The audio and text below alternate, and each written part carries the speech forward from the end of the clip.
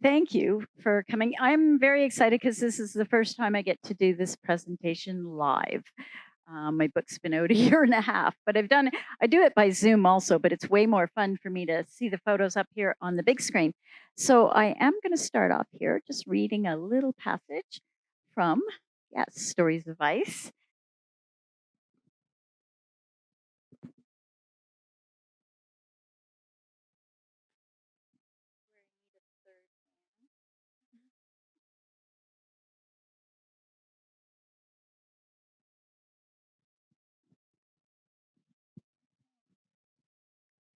The wind was everywhere, a brutal, tangible force pushing my body from all sides at once. With my hood cinched snugly around my face, my eyes focused on rose-tinted ski goggles through rose-tinted ski goggles on the ski tails of my rope mate, just a few meters ahead of me. The wind erasing his tracks like a vigorously shaken etch-a-sketch. We skied along in a deliberate procession across the boundless, smooth snowfield, connected one to the other by our nylon rope, like preschoolers on a field trip. Tilting my eyes up for a moment, I watched a steep, charcoal-shaded cliff face materialize through a swirl of cloud directly ahead of me. Then in an instant, it was gone, as if a remote control had switched the screen back to a scene of churning wind and snow.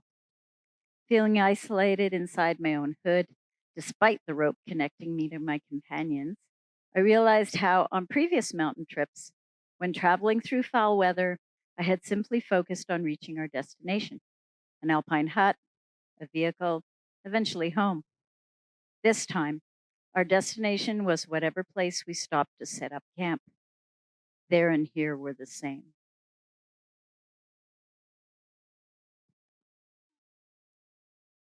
Hey, can I multitask? So, why did I write a book about glaciers? I love glaciers. I think glaciers are crazy beautiful. That is the Robson Glacier. And they are mysterious. Now, with these photos, if there's no name at the top of the photo, it means I took it. The rest are a wonderful collection from Western Canadian photographers. Yeah, they're beautiful. They're mysterious. They're exquisite. Look at that ice. They are fun to travel through and a little bit exciting and potentially dangerous. And they're fragile too. A couple of days later, another photographer I know went up there and that arch was gone like 3 days later. This was last summer, right after the heat wave, Stanley Glacier. And they are melting. That's it. They are melting. This is up at Edith Cavell. So, what is a glacier? Well, glaciers form in the coldest places on the planet. So that's at the highest elevations and at the poles, North Pole, South Pole. And they form with lots of snow falling and falling and falling over months, decades, years, centuries, thousands of years. And when more snow falls than melts, eventually all that snow compresses on itself and it compresses the weight, just compresses the snow into ice. And eventually you get glacier ice. And there's lots more scientific stuff about it, but that's that's not my show. um, so up at higher elevations, there are lots of different kinds of glacier formations, but since my book focuses on the Rockies and the mountains in BC, I'll just talk about ice fields and glaciers. So ice fields fill big plateaus up high, and then the glaciers are like the arms that drop down the sides. Although and they take the shape of the land that's underneath them. So in this case, this is actually a glacier, though, not an ice field, but it's a really low angle one. This is Balfour Glacier. So Mount Balfour's over here. And all my photos are taken from the ground. So I was up on a higher place, but I'm on the ground taking this. Can you see the little skiers down on the left-hand side? It's just a fluke they happen to be doing that the day because this glacier doesn't get a lot of travel. But anyways, you can see the dips in the terrain, and that's because the ice has filled in with whatever land is underneath it. And Other times, a glacier can look like the arms of a starfish. This is up at Sorcerer Lodge, Nordic Glacier, and you see the way the glacier comes down into the grooves of the land, and that's late summer, so lots of crevasses showing. And then sometimes, like an arm of an octopus coming down the valley. And I took this one at the Bugaboos in 2017. Look at the tongue that comes down the valley. Look at the sides of that tongue. This is last year, just 4 years difference. Yeah. um, yeah, I don't even want to go this summer, but I will. Yeah, you skied it. Of course you have, Lloyd. Yeah, it was a little different, a little thicker then, hey? So that was last summer, and like I said, I don't even want. I'm afraid to go back this coming summer. But ice is crazy beautiful. It really, really is. And seracs are like these towers. When a glacier goes down a steeper slope, the ice cracks and breaks apart as it goes down over a steeper, because gravity pulls it down over a steeper pitch in the land, right? When there's a cliff or a steeper slope, and it breaks apart, and you can see the lines in the ice too. And they'll also tell you different atmospheric things that went on as over the years as that glacier just piled more snow piled on top. And I bet you could find the St. Helens volcano year in those layers. So you can learn a lot from the layers. You also want to avoid them sometimes because seracs can topple over.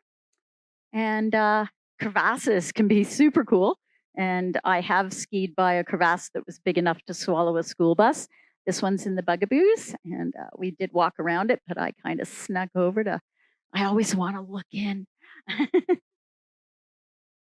And mill wells. Mill wells are super cool.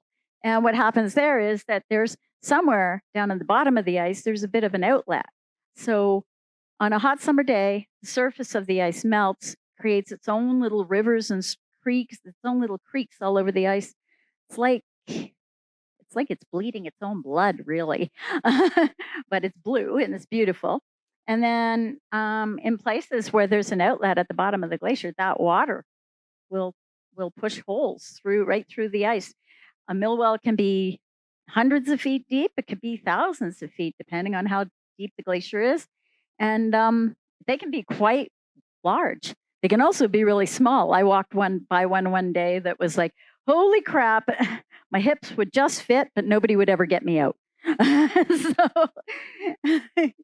And caves. And I'm going to have to get a better cave photo because I know lots of photographers who've taken some awesome glacier caves photos in the last couple of years.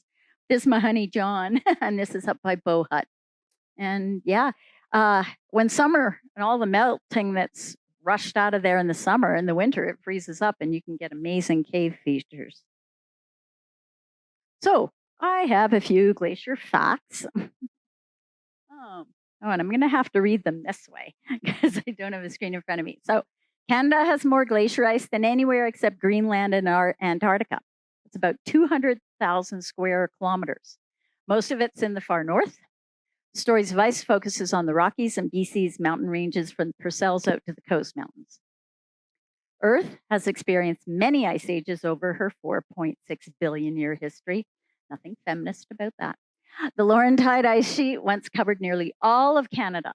Huge. It went all the way down to like Washington, D.C. Earth's last ice age peaked around 12,000 years ago. Today, BC harbors about 50 major ice fields, many smaller ones, and about 17,000 glaciers of all kinds of varying sizes. Alberta right now has about 1,160 glaciers. Some of them are really, really small, and 16 major ice fields. And the largest glacier found entirely within BC, the Kleeneklini in the Coast Mountains, it's 470 square kilometers. It's huge. There are even bigger ones in the far north. Meltwater from glaciers in BC and Alberta is used to generate hydropower, facilitate oil sands production, and mining operations. Glacial meltwater from Alberta and BC feeds rivers that flow through 6 provinces and territories and 7 US states. Glaciers help provide fresh water for millions of Canadians and a bunch of Americans too. Glaciers release their highest flow during the hot late summer months when rainfall is lowest, and that includes nature and fish and rivers, when we all need it most. They are a savings account for fresh water. We rely on nature providing this service for free. And I write about that a bunch in the book because we just count on this happening and we don't really factor it in, not in a dollar sense. Estimates based on current conditions and trends is that Western Canada's mountains will lose 70% of their glacial ice by 2100. But last summer's record high temperatures in Western Canada came 20 to 30 years ahead of what had been predicted. So the numbers are kind of, we don't know now because things are happening faster than we thought they would. But glaciers still, like I said, they happen in high places and cold places. And if you're going to spend any time on a glacier, you better learn to love the wind. One of the chapters in my book is called How I Learned to Stop Worrying and Love the Wind. And if anybody remembers the movie Dr. Strangelove, you'll get that one, which is actually a great movie. What this photo doesn't show you too is that it's like minus 30 up there, and I am freezing every body part, smiling in the sun because in 5 minutes that sun was gone and the suffering began. And I learned on that trip that I wasn't built to sleep at 10,000 feet on a glacier in minus 30, but it was exquisitely beautiful and it was a dream come true. So this is the Columbia ice field. Yeah, and it was April. We thought it would be a little warmer. We got hosed. My buddy Gail took good care of me that night. I stayed one night, skied down the next morning with there were 9 of us on that trip. So one of the guys skied down with me. I had a really hard time. And some of my friends stayed up for 4 nights. And after that day, they never saw the sun. But they were determined to peak back. But on the other hand, some days on a glacier are exquisite. And some days when there's no wind up there's no trees, there's no birds, there's nothing. When it is quiet up on the glaciers, it is quiet. And I promise you, you don't have to go to space to experience like something totally profound. You can find it on a glacier on a quiet, sunny, beautiful spring day. We're skiing down the Kalia Glacier here. We'll go across the flatter part and then ski out to Mons Hut that way.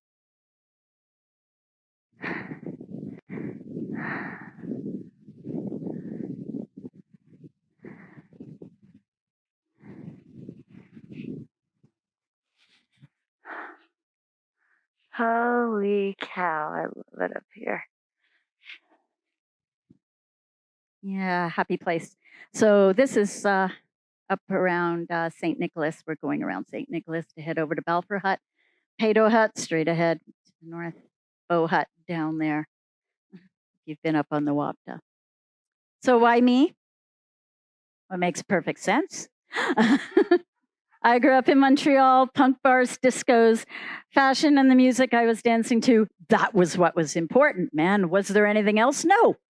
That was life. And how many concerts I'd been to at the Montreal Forum was so important. Until I got to the Rockies. It was all my sister's fault.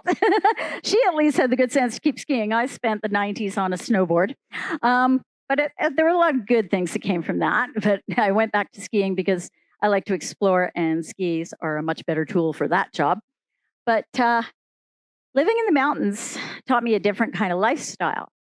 Not about accumulating things, not about how much money I earned. As I realized it was all about earning just as much as I needed to so that I could be outside, doing things outside in nature. And my life revolving around the seasons. And I still haven't led this pitch because it scares the bejesus out of me. It's like super slab. It's a beautiful rock class 7 pitch route, or 9 pitches, Afton Row on the side of Mount Corey. It's a gorgeous, gorgeous bolted route too. Lots of fun, and skiing on glaciers. And if you look beside me, I'm not actually standing on a glacier, but that's Mount Des Pelous beside me. We skied to the Louise and Richard Guy Hut for a few days. And And if you see that on the ground right beside me, that's snowshoe hair tracks right beside me. And we are up in the land of glaciers. You see amazing things up there. And the thing about spending all this time in nature, Healy Pass, peak flowers, yes, it really does look like this. And I learned that every single thing in nature is connected to every other thing in nature. And that is like, there's nothing more important than that. Really? Is there? No, I don't think so. Because you can't care about people if if you're going to care about people, you need to care about nature. Anyways, thanks to Pam for that photo. Yeah. So my first glacier was like everybody else's in the Rockies, the Athabasca, where bus tours have actually been happening since like 1940. They had like little motorized tours. I've got a good history of that in the book, all the different kinds of vehicles that have taken different people up there over the decades and still doing it. They have to move the road every year. So I did the bus tour half prior to COVID, and we'll be back up to full steam by next summer. 500,000 people a year. This is their probably the only glacier experience they'll have in their life. And it's one way to see a glacier. You get out of the bus for 5 minutes and then you're back on it. And during the tour, you learn about glaciers. You also learn a lot about the bus, which kind of, for me, takes away of the experience of being on the glacier. Very international experience. But then I learned a few years after that, you can do a walking tour. Ice Walks have been doing, this is Peter Lemire in the red jacket, the man himself, who started taking people on walking tours. And now there's 2 companies doing it. And it's just a great way to walk on the glacier. If you've got anybody visiting who's never been on a glacier, get out with guides. It's safe. It's easy because it's very gradual, uphill, barely. You get to see really cool things. So yeah, there's Peter holding on to me. You ups? Yes, Mom's right. Mom's always right. But it's true. And last summer, actually, I got to do something even extra special. Tim Patterson in the gold-colored jacket with the white Mickey Mouse gloves. That's Tim, and he is now working with icewalks.com, and he's doing Indigenous perspective tours on the glacier because Tim's Indigenous and he's an interpretive guide. So a whole other way to look at the glaciers, which is really cool. And he calls his tours Big Ice. And the big guy and the tall guy in the piss yellow jacket, that's Jim Elzinga, and he's got a project called Guardians of the Ice. So lots of people getting interested in caring about glaciers, but really cool to do the Indigenous tour with Tim. And this is what the Athabasca looked like in 1917. And that's it now. And that picture is probably 5 years old now. So mind you, the scientists we get a lot of researchers on the Athabasca. It's easy to access. And they have actually learned that the Athabasca is not melting quite as fast as some of the other eastern facing glaciers because of the big winds that come down off the Columbia ice field. So they're learning stuff up there all the time. But yeah, look how big it was in 1917. Pretty cool. Hey.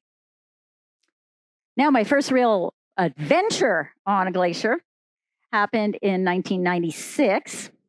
That second person with the yellow snowboard and the red gaiters, that's Dan Hudson. Dan is a very talented artist. He's also a good photographer. Dan's a super cool guy. And 4 of us, we hiked this is in Kananaskis country, Mount Joffre, one of the 11,000ers. And so we hiked up to Astor Lake. We camped overnight. And then we carried our snowboards, except for Gord back there has skis. And we climbed all the way to the top of Mount Joffre. And we snowboarded from the summit. And Dan took photos, and I got to write an article for a snowboard magazine called Fresh and Tasty. Yep, there really was such a magazine, and some women from New England ran it for 3 seasons. And hey, they gave me the centerfold, which was pretty cool because all the other women they had in that magazine were pro snowboarders, and there's me. But it was it was my first big magazine article. It was really exciting. Dan got paid for his photos. I got nothing for my article. Welcome to writing. But what's cool is if you look at these photos, is I'm snowboarding on sun caps here. It's August and conditions are fantastic. I've got beautiful soft snow. You can see us climbing up that little snow gully there. That was my first time wearing crampons. Very exciting. And, but, very accessible. I took this 4 summers ago. This is Mount Joffre now. And this photo is in July. There is nobody going down that glacier in summertime now. And that red line, remember I said that little gully we went up with snow in it? Well, the red line's a little bit to the right if you move it to the left like it really matters. It's now a couple of pitches of rock climbing. And we just walked up snow. And it was August when we did it. This is July. So whole different world out there. I had no idea that was going to be that kind of trip. So to write my book, where did I get the idea and why? Well, this is the Bear Glacier, if you've ever been out to Stuart. I have a good friend who lives in Smithers, so I was visiting her. And Stuart is on the coast, actually, in from the coast down 100-kilometer fjord, FJ. And Stuart's a cool little town of like 400 people, and there's some snow work going on in the winter. But you go through Stuart over the tiny little town, over the U.S. border, and then you're into Hyder, and you go through Hyder, and you go up a big, it's actually like a mining road, and you can get up and see the Salmon Glacier, which is enormous, and I'm dying to see the Salmon Glacier. So there I was. So I drove, left my friend's house in Smithers, drove out, camped in Stuart, got up the next morning, and got in my car. I was so excited, and I'm driving I got through, over the border, through Hyder, and up the road, and I'm all excited. I'm going to go see the Salmon Glacier, and flat tire in my little Mazda. God damn. Wasn't going to see. I actually had to sit on the road for an hour before some miners came and helped me get my tire off to put the spare on. So I didn't get to see the Salmon Glacier. And so I went back to Stuart, and Petrocan there is like a real actual garage with guys with greasy fingers and everything, dirt under the fingernails. So you got to love going north. There are no like spick and span 7-Eleven. It's up north. It's awesome. And so I was a little bummed though. But, the folks in Stuart, they're awesome people and they have a great sense of humor. I found this at the local campground. Oligocetologists have for many years studied the Stuart Ice Worm. This invertebrate, which gnaws its way through local glaciers, has a voracious appetite. In its fervor for suitable nutrition, it sometimes inadvertently strays from the glacier and burrows into surrounding bedrock. Recent studies have shown the depth of these burrows are directly related to the gullibility of visitors to this area. Haha. That's Stuart for you. But when I was leaving town, I'm driving back to Smithers, and I'm bummed because when you're traveling by yourself and you get a disappointment, it's way worse than when you're traveling with a friend and have a disappointment. So I'm like bummed. I'm driving along, and I look and I stop and look at this and go, oh my God. Now there's a glacier at the top of that gully. There's this little cone of glacier ice. That's like, the size of a school, like a building. Not that big, but it's got crevasses in it. And it used to be connected to the glacier. And I was fascinated by it. And it had daisies in front of it. And so it got me thinking. It got me thinking about all the times, the different ways that I had had experiences on glaciers. Adventures with my friends, writing articles about people working on glaciers, about mountain guides and all the different kinds of work people do on glaciers. Writing articles being out on glaciers with scientists and writing about the work they do as they're studying glaciers. And times that I've been out on glaciers with artists and how that's a totally different experience because you slow down and really, really look at the ice. Artists and photographers and filmmakers. So I started thinking, well, what if I wrote a book that talked about all these different ways we experience glaciers in Western Canada. And if I did this, maybe, do you think maybe could get people to fall in love a little more with glaciers, to really get jazzed about glaciers? And that was where the idea grew from. And it took 6 years to get it in print from that point. It was not a quick or easy process. Now, that's the Bear Glacier last summer. This is the Bear Glacier in 2020. I took this in 2020. And the friend who took this, she'd seen the glacier before, and she just was totally blown away. That happened between 2020 and 2021. So I have different sections in my book, and the first real big section is adventure on ice. Well, the natives knew the glaciers were there. They were part of their lives, and they were part of the landscape, and they understood them the way they understood everything else in nature.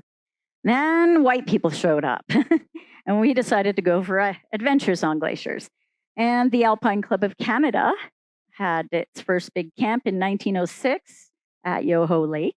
They had 100 people at that camp, and the club was only a few months old, which is kind of mind-boggling. They didn't have internet then. They did that by snail mail. They didn't even have phones. But anyways, 100 people. People came to climb our mountains. They did. And all the mountains at that time in Europe had been climbed already. All the big first ascents had been done. Our mountains here in the Rockies and in Western Canada, lots of mountains to be explored and to be named for themselves by the people who climbed them a lot of the times. But that's a big part of our history and our heritage here. The railroad brought them. And over the years, climbers, well then skiing, actually people started skiing on our glaciers and getting up on the Wapta on skis in the 1930s. And by the time this is 1960, the guy in the white cap down here on the left, that's Hans Moser. And this crew wanted to be the first ones to ski from Lake Louise to Jasper, linking the ice fields and glaciers. And they had food caches. Well, they didn't have a good trip. They started at West Louise Lodge, and they had a lot of storms. It's great stories. They're in my book. They're in some of Chick Scott's books too. And they got halfway. They had a really, really tough trip, but they broke ground. You know, they skied a lot of terrain nobody had skied before. So they learned a lot on that trip. And 7 years later, these guys pulled it off. They were the young pups from the left, Don Gardner and Chick Scott, Charlie Locke, ski hill mogul, and Neil Liskey. So, and they did it in 67 from Jasper to Lake Louise, or West Louise Lodge. Yeah, 21 days. They never had an argument. They didn't have skins either. They did the whole damn thing with wax. And if you talk to Chick now, actually, and I interviewed Chick for the book, so I got some comments from him, because now when young people do the trip, and I mean, winters go by that nobody completes it. So it's not a traverse that's doable every single year. A lot more people have, you know, like thousands of people have climbed Everest, but let's see you do the Great Divide. Anyways, there's parts of that trip, though, that are becoming like, soon we're going to have a group do this trip and say, we couldn't do this section because there's not enough ice. But the really big ski traverses are in the coast mountains, monstrous things. And John Baldwin is a skier out on the coast mountains, and he's a remarkable man. They've done big, he and his friends, they would go out for weeks, 3 weeks, 4 weeks, 5 weeks, a couple of food caches, and they'd just be up skiing from glacier to ice field to glacier for weeks. In this photo, he told me they skied down to the bottom of this one, left onto the big glacier in the center, and then all the way out the photo out toward 1 o'clock. That was, and that was just like a small part of their route. So I've got some great stories in there and some more photos from John. And the big one is the Coast Mountains Traverse from Vancouver to Skagway. There was a team who did it in 2002, I think. or 2001. I always forget that. And two people of the team, Guy Edwards and John Miller, skied the entire distance for 5.5 months. They had food caches, but really it was eat, sleep, ski for 5.5 months, and they did it. They linked the whole thing in one go. They had other people join them for parts of it, and so they were the only people to do it. It's 1,500 kilometers. And about 5-6 years ago, this woman, Tanya Halleck, was 60 years old that year. So she and her daughter, Martina, set out to do the Coast Mountains Traverse, and they did 95% of it. They had to skip a part in the middle because the rivers were too high. So there were difficulties, but essentially they did the whole thing, 5 months, and just the two of them. This woman's amazing. When they finished that trip after 5.5 months, Tanya went on a 3-month kayaking trip with her other daughter up in Alaska. No people. It's amazing. I met her. She's like solid muscle. But anyways, and so a whole bunch of their story is in my book too.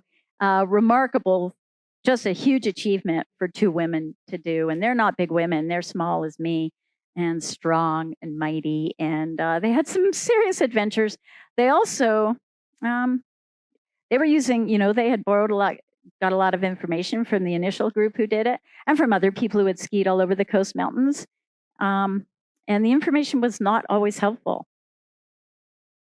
There were many places where we wondered, are we the first people to ever walk through here in winter? More people have stood on the moon.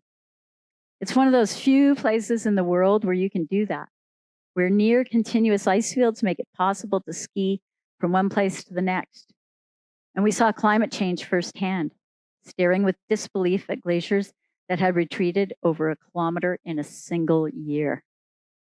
I definitely felt a bit of fear, sadness, and amazement, a bit of hopelessness and gratitude. My children won't be able to do that trip. That's what Martina had to say about it. Because, there were sections that they're starting to not link up anymore because there's not enough ice. One of the coolest stories in the book is a wild one.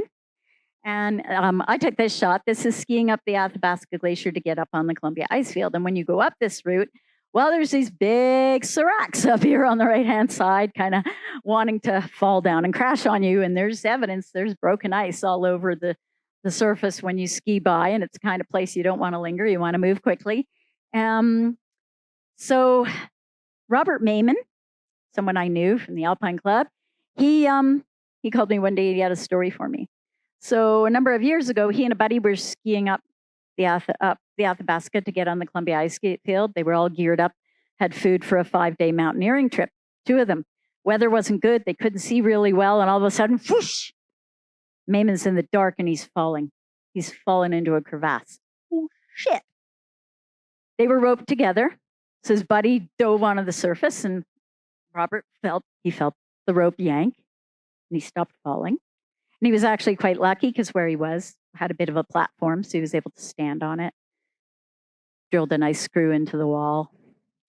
His buddy on the surface was able to make an anchor and stop him from falling any further, but he couldn't remember how to do crevasse rescue. They're shouting to each other, one from the surface, one from 100 feet down in the hole. Neither one of them can hear the other. So his buddy skis back down the Athabasca, down the glacier, to the Columbia Icefield Center to use the payphone, calls the warden, says, my buddy needs help. So the wardens fly up there in the helicopter in shitty weather, which they do very well around here. And they rescued him out of the crevasse. And he was very lucky. He was in there 5.5 hours. I've got some very interesting comments of what that was like in the book. But he was lucky. A little bit dehydrated, nothing else. All good. But he couldn't get his gear. They had to leave his skis and his pack in the crevasse because they needed to get out of there quickly. And so 12 years later, he gets an email. One of the Ice Walks guides found a bunch of gear on the surface, out on the glacier. 12 years went by and his gear was 0.5 kilometer downslope from where it went in, and it had totally melted out. And after being in the glacier for 12 years and moving and grinding with the ice. Yeah. And what I love is that Robert had the press. He took a bunch of photos. Yes, he wore rubber gloves. He brought a big garbage bag with him, and it was a drag. He had a winter sleeping bag that was brand new, and those things cost like $800. And he said, and it just stank. Everything was just, yeah. But anyways, pretty interesting story. I got some great. There's lots of. It's a much longer story than that. So. The next part of the book is commerce from ice. Because here in Western Canada, we have lots of different ways to make money from glaciers. And one of them has been heli skiing. Huge industry. Pretty much born in Banff, because CMH's main office here is in Banff.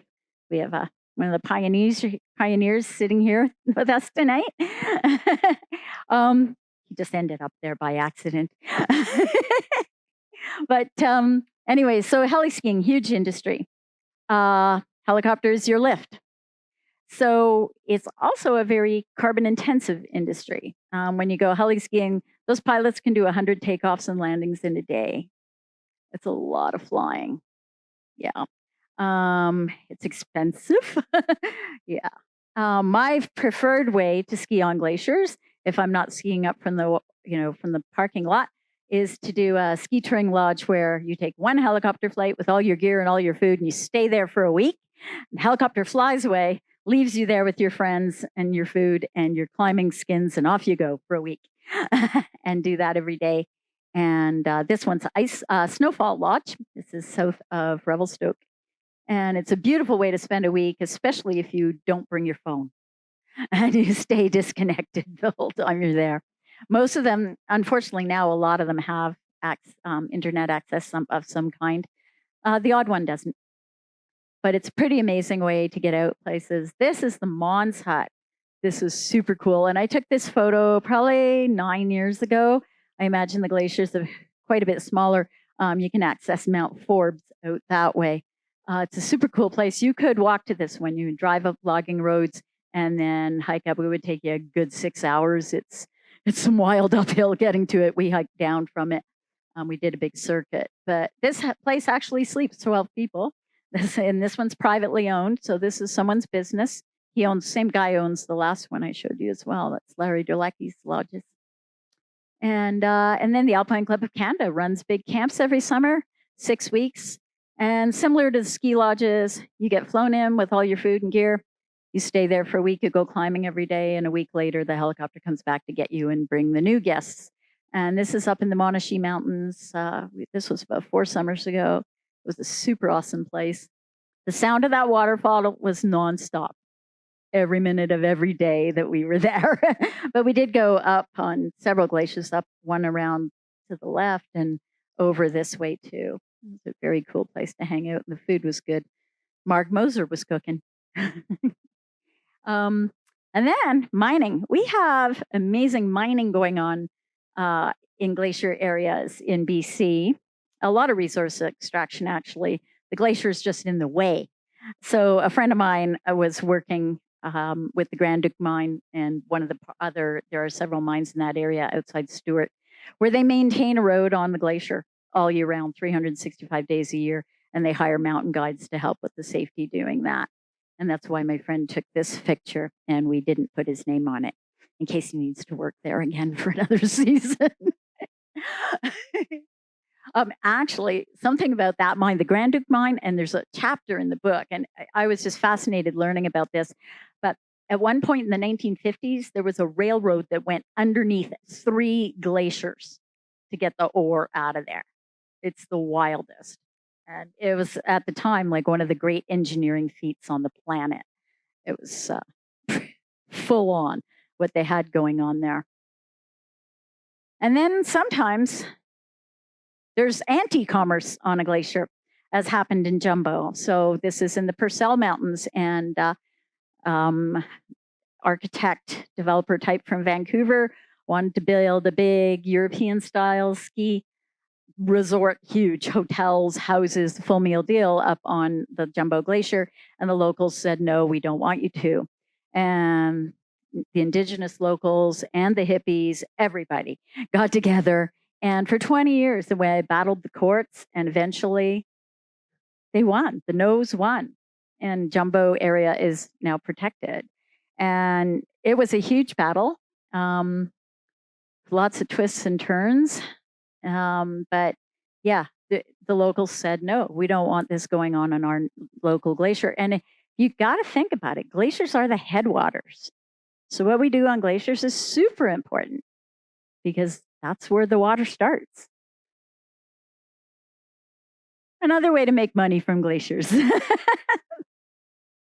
a really good one, I think. And Park Distillery right here in Banff, they have several spirits. This is the rye, they've got a vodka, they got whiskey. They're all different glacier favors. And Jim Elzinga with Guardians of the Ice has now got beer happening with glacier names.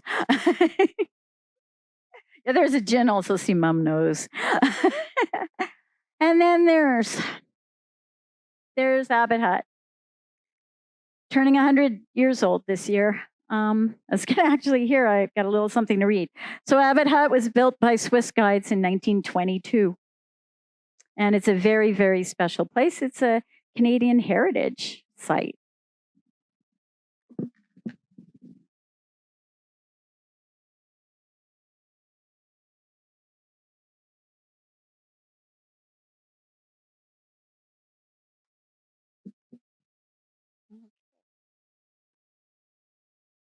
So Rudolf Amer and Ed Foyts drew up some plans, despite the fact the railway wasn't interested in their project.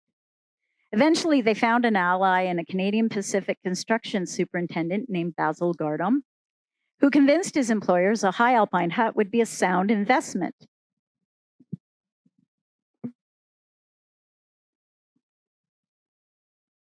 Sorry, folks. So, construction on the shelter began in the summer of 1922. Logistics were stupendous.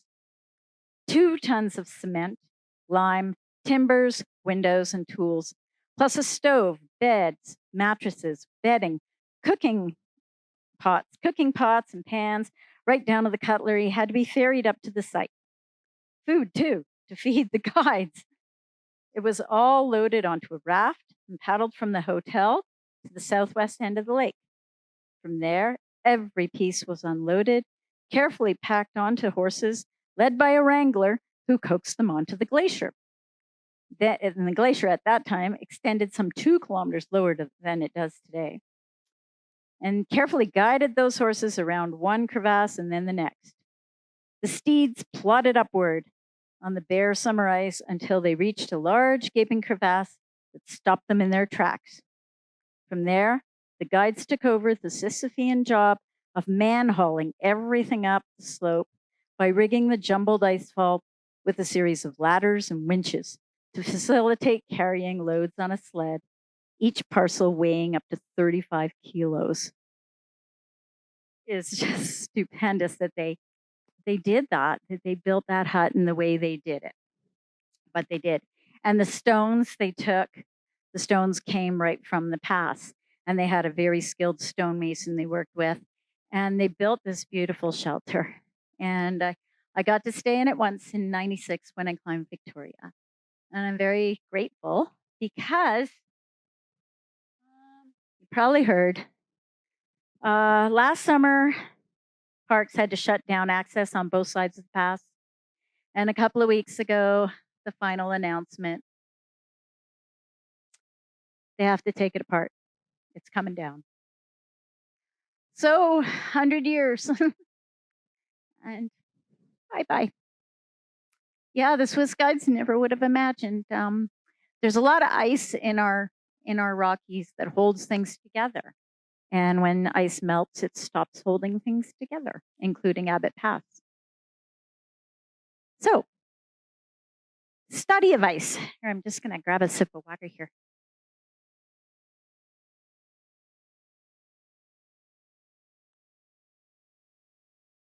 So we've had glacier science going on in the Rockies and in the Selkirks for more than 100 years. We have a pretty good tradition of glacier activity, whether it's commerce or science here in this part of the world.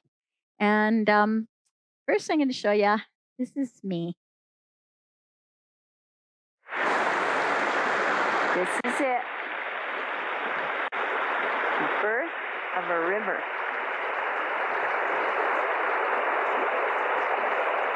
This is the toe of Macarthur Glacier in Yoho National Park.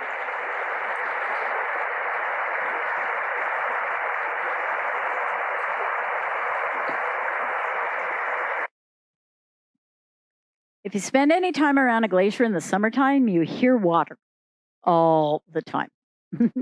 Different volumes of it. So that's me sitting up on the at the Macarthur Glacier. So it's not technically the birth of the Yoho River because Yoho Glacier is kind of up behind me, but it's harder to get to. And even Macarthur is a 2-day trip. It's not a day trip. Across me, I had the president. The ice line is out there. You can see part of the ice line. But but it's so cool to be sitting in a weird way, but sitting there with that melting water beside me. That water has been frozen for like hundreds or thousands of years.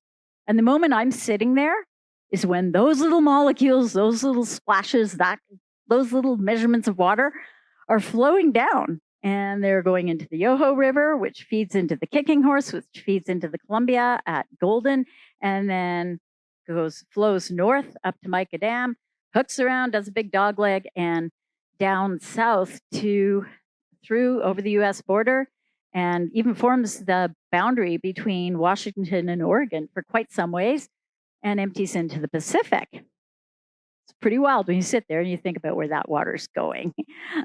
I think so. And so we have, that's what all our glaciers are doing here in this part of the world. The first glacier science in Western Canada started in Rogers Pass in the in the late 1800s. The Vox family came out from Philadelphia. They were Quakers, so they had a very egalitarian outlook on women and men being out together, although Mary Vox is wearing a dress.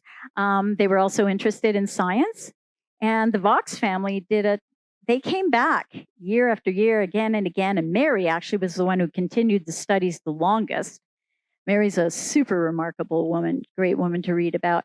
And they took measurements of the Illa silhouette and recorded its melting, because even in the late 1800s, things were starting to melt and they were starting to be noticeable, not in massive ways, but actually it's pretty interesting, some of the numbers they had recorded year after year.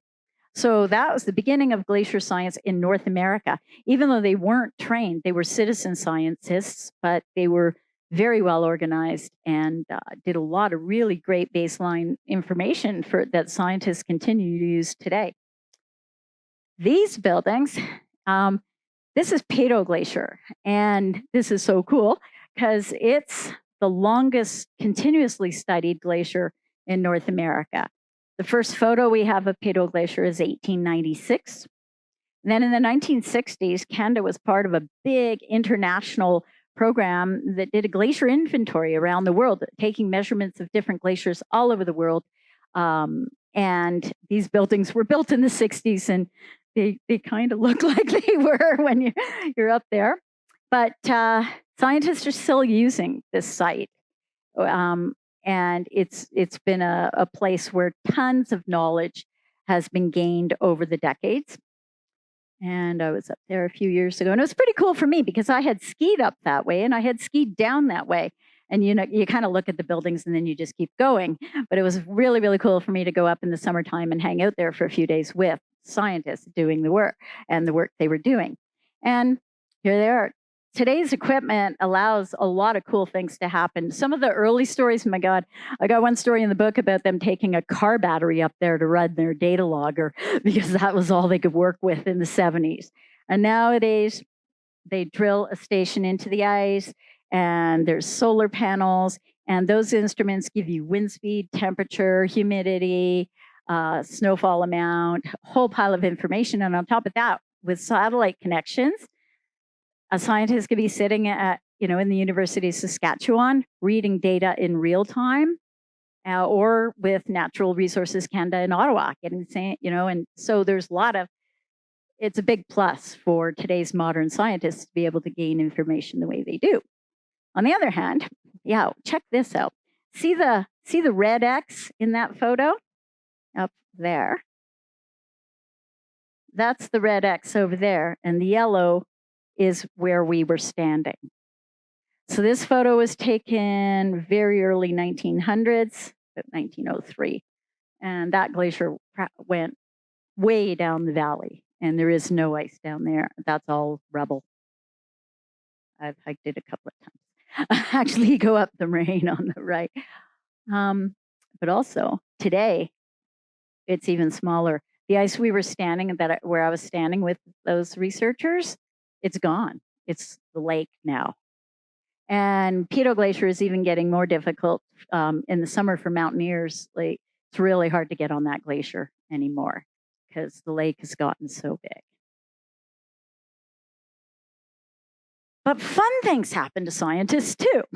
And sometimes, especially if you hang out with Will Gadd, who is not a scientist, but an ice climber and a really good one. So he teamed up with a scientist from a glaciologist from the University of Alberta and a few other people. And they had marked a mill well on the Athabasca Glacier in the summertime, a big mill well. And they thought, well, let's try and come back here in the winter and see if we can rappel down into the hole, because you're not going to try it in the summer. When the water's running, that would be bad. So they did that. They built anchors, and Will and Dr. Martin Sharp, they lowered themselves down, and John Price, the photographer, they lowered themselves down into the glacier, like more than 100 feet down there.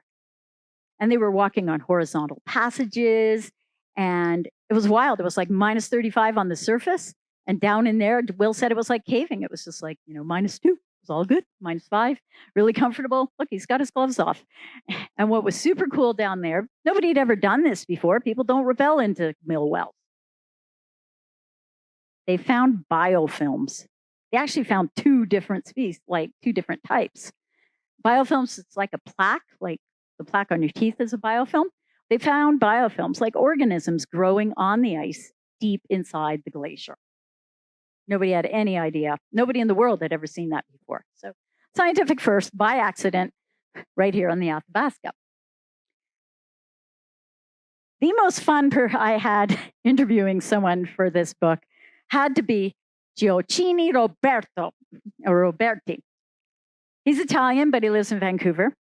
And he did all his postdoc studies in Vancouver with Simon Fraser University. And this photo is from Mount Meager. Mount Meager is just north of Pemberton. It's a volcanic mountain. Volcanic mountains are very unstable because there's stuff going on under there, and they form quickly when volcanoes are erupting. So they're not formed slowly the way sedimentary mountains are. And when glaciers form on top of volcanic mountains, well, those glaciers can act like the glue that holds the mountains together. Of course, that's changing. So there was a day a few years back where a helicopter pilot delivered a biologist doing a goat study, left him, at his site, and he's flying back to Squamish, and he looks down and goes, "Oh, wow. There's smoke coming out of the glacier." And he knew enough geology to realize, man, that's fumaroles from the volcano. So he contacted Simon Fraser right away and said, "Hey, you guys, you might want to go take a look at this." And they did. So they sent scientists up there, and no, that guy is not peeing into the glacier, although it kind of looks like he is, doesn't it? I know. I'm sure anytime he gets a lecture in his classroom. So they went up there and did some studies, and full on toxic gases, sulfuric gases coming out of the volcano. And because the ice is melting, more of these fumaroles are opening up. The composition of the mountain is changing. So it's something they're keeping a big close eye on, because this is like 60 kilometers upriver from Pemberton. And a new science. This is an emerging science. It's called Glacial Volcanology. Again, a new science happening right here in Canada. Very cool. And Gioacchini was hilarious. He's got his defending his thesis. It's on YouTube, and it's hysterical. He's like a great Italian entertainer. The science is all bang on, but he's a really funny guy. He talks about a premature eruption. Really funny. So the last part of the book is art, creativity, photography, filmmaking. There's lots of people in this part of the world creating on our glaciers. One of them is Banff photographer Paul Zitzka. He plans his shots very often. He'll go through great lengths to orchestrate a photo, and this is one of them. The Northern Lights showed up on cue, and he's got his friend climbing. This is, I think, at the Athabasca. Nick Fitzhardinge is a Canmore photographer. He's a transplant from Australia, super cool guy. He's like 6'4", and when he run around the mountains with his camera and gear. He's a big, tall guy. And she's his wife now, and holy cow, they carried an inflatable kayak all the way into, this is the lake at the toe of the Balfour Glacier. This photo is probably about 8-9 years old now, so the lake is bigger and the ice is smaller. There's so much ice has melted off this glacier that it is now the largest, or one of the largest water bodies in all of Yoho. It's huge now, but it's a beautiful photo. And this, Agathe Bernard, is a really, really cool woman. She's a researcher and a scientist, but she's been doing more filmmaking for the last decade or so. And she made a beautiful film about Mary Vaux called Carving Landscapes. And she hired a ski guide from Revelstoke named Liliane Lambert. And this is Liliane playing Mary Vaux. She had to get someone who would wear a dress, be comfortable wearing a dress around a glacier. So she needed to pick someone who could move around in the mountains. But gorgeous film. Agathe's done some really cool work, and she was actually out at Fairy Creek last summer with the protesters at the old growth logging site. Agathe's a very, very cool woman. And Regan Johnston, he's an artist from Golden. Gorgeous work. Regan will go out in the mountains. He does it all on foot. He won't fly in anywhere. He'll bring his gear with him. He'll sketch, he'll take photos, and then he'll go home and paint. I saw this painting full size at Canada House, like 7 feet across. It was wild, just amazing work. And Jill Pelto, she is really cool. She's American. Her father, Maury Pelto, is like a world famous glaciologist. He's done a lot of work in the Cascade Mountains, Washington State, and that mountains in that area. So her dad's a glaciologist, and her brother Ben is also a glaciologist now, and he's up at University of Northern BC in Prince George, out of Prince George. And Jill's also a researcher, but she's also an artist. And if you look at this painting, it's a watercolor, but she's used glacier graph lines to tell the story. And you've got ice, water, fire, and smoke. Those are the big four of climate change in one painting. She's a pretty neat woman too, so I had a nice conversation with her. And then we're back to John Baldwin and Linda Bealey. And this is one of their, if you want to read a beautiful book about glaciers, Soul of Wilderness, it's exquisite. And it's got both their photos in there, and it's a big coffee table book. Photos are big and beautiful. And they have spent so much time out in the Coast Mountains, not seeing other people for weeks, just them and the small handful of friends they're with. And on this day, they'd been out for a couple of weeks. They camped on the glacier, and they went for a walk after they set up their camp, and they found this gorgeous pool. So Linda took a photo. The next morning, the pool was gone. It had drained right out. Just gone. But on that trip also,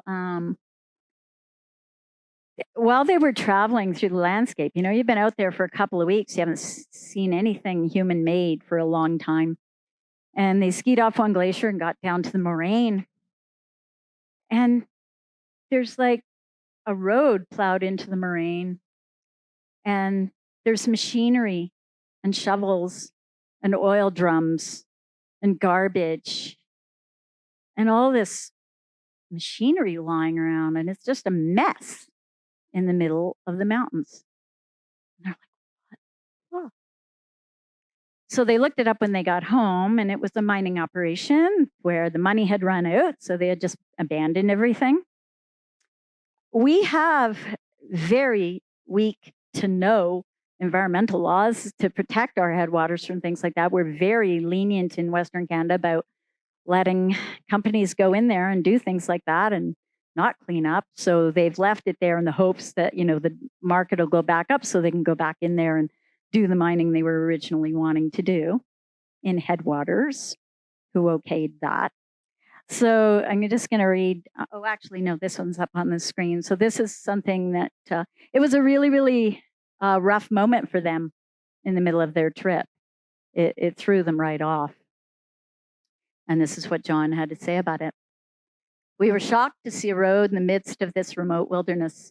The planned road would slice through 7 major tributaries of the Stikine watershed to reach right into the heart of this untouched wilderness.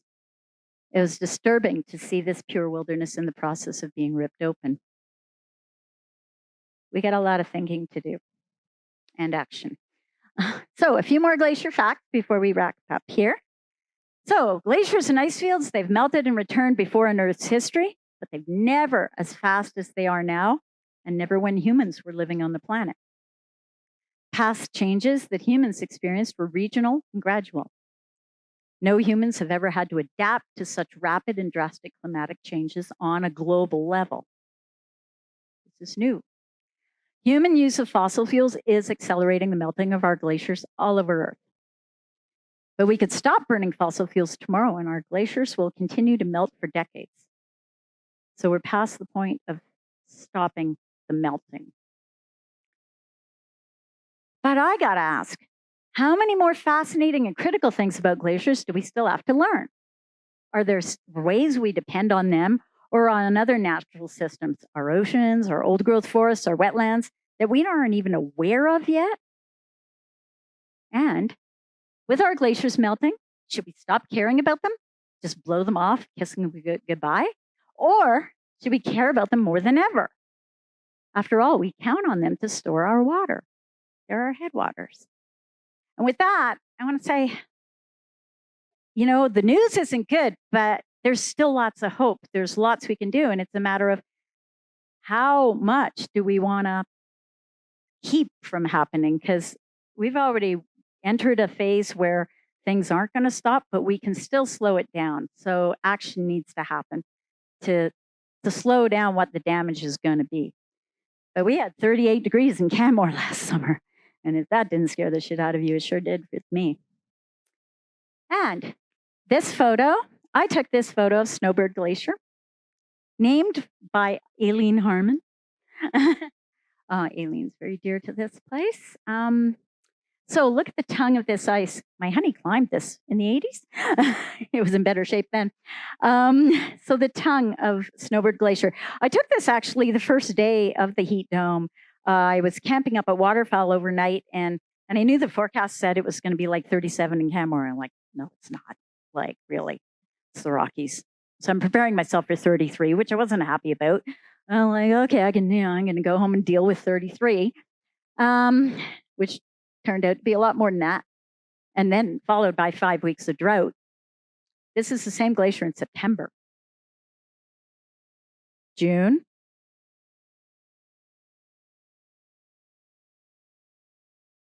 September.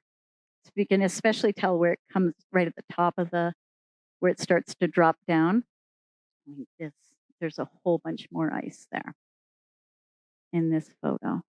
That's 3 months. It's 2.5 months. That's insane. Because you got to think, I'm across the road. It's big. It's a big feature. Anyways, but there's still so much beauty out there. There really, really is. This is the Athabasca in full flood. The water is like full of silt, so it's not even turquoise. It's full of silt and all gray and silty. But you got river beauties growing right beside it. That's my favorite way to take photos, is go find flowers and glaciers together. And this is a cool place. Monica will recognize this. And the coolest thing here is, the Saskatchewan Glacier, John's way over on the right. You can see him in a yellow jacket. We're about a 45-minute walk still around the right to get to the ice. That little willow bush moving in. So the landscape's always changing. I took this up, coolest hike I've done in a long time. We hiked up to Scott Duncan Hut for my birthday last August. Big 60. And it was a big one, 3,900 feet in 11 kilometers. And it was awesome. It's the coolest hike because you go through every single ecosystem. You go through old growth forest, up the lake, through meadows, willows, up, right into the glaciers. And you can see a little lake with a reflection up there. And this is the view right outside the hut in the morning. Well, that lake pours into Takaka Falls. That's the beginning of Takaka Falls. This is the Waputehk ice field. So 50 years from now, what's Takaka Falls going to look like? So, but it was so awesome to be up there. We had this view out the hut window for 2 days. We were there for 2 nights, had the place to ourselves. It was wicked awesome. It was such a good trip. Balfour at sunrise. Balfour faces east. So 3 winters ago, as I was finishing up this book, there were 4 of us. We skied out to Balfour Hut. So from Bow parking up to Bow Hut for lunch and then up and over to Balfour Hut. And we spent 3 nights there. And on the second day, we skied around the back of Balfour, which not a lot of people do. Went to ski on the Diablerie Glacier. It's a low angle glacier. And the 4 of us had the whole place to ourselves. How many places in the world do you get to go where you can ski a whole glacier by yourselves for a whole day? Totally untracked. We did 2 runs. It was absolute heaven. And that ended up being how I closed the book, that trip.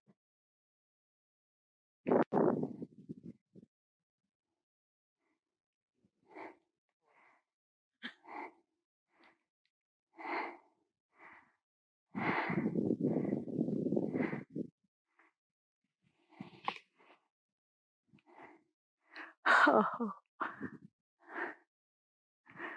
nice. My turn. Yep, I'm not good at shooting people skiing because I want to be out there. That was, heaven. So, are you a little more in love with glaciers now? Thank you.